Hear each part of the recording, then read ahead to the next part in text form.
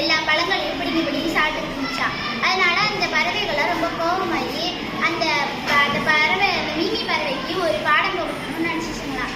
அதில் ஒரு குட்டி பறவை வந்து நான் ஒரு யோசனை சொல்கிறேன்னு அந்த கூட்டத்துக்கிட்ட ஒரு காதில் போய் ஒரு யோசனை சொன்னிச்சான். அதனால அந்த யோசனைக்கு அந்த பறவைகள்லாம் ஒத்துக்கிச்சான்.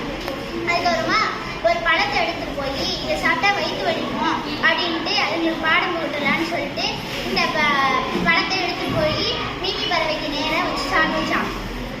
அதை பிடுங்கி அந்த மீமி பறவை சாப்பிட கொடுத்தான். அதுக்கு இந்த குட்டி பறவை சொல்லிச்சான், அதை சாப்பிடாத, அதை சாப்பிட்டா உனக்கு வயிறு வலிக்கும் அப்படின்னு சொல்லிச்சான். அது என்னோட பழம் அப்படின்னு சொல்லிச்சான். அதை கேட்காம மீமி பறவை அதை சாப்பிட்டுச்சான். சாப்பிட்டதுக்கு அப்புறமா வயிற்று வலி வந்துச்சான்.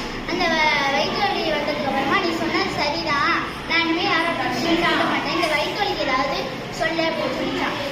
அதுக்கு அந்த குட்டி பறவை சொல்லிச்சான், நான் இனிமேல் யாரும் பிடிக்கி சாப்பிட மாட்டேன் அப்படின்னு சொன்னால் வயிற்று வலி போய்டும்னு சொல்லிச்சான். அதனால அந்த மீமி பறவை சொல்லிச்சான், நான் இனிமேல் யாரோடையும் பிடிக்கி சாப்பிட மாட்டேன் அப்படின்னு சொல்லிச்சான். நானே இனிமேல் என்னோட யாரையை தேடிக்கிறேன் அப்படின்னு சொல்லிச்சான். அது இந்த காலத்துல நம்மளுக்கு என்ன தெரியுதுன்னா, நம்ம யாரோடையும் பிடிக்கி சாப்பிடக்கூடாது. அதே மாதிரி நம்மகிட்ட இருந்தால் மற்றவங்களுக்கு பகிர்ந்து கொடுக்கணும். தேங்க்யூ.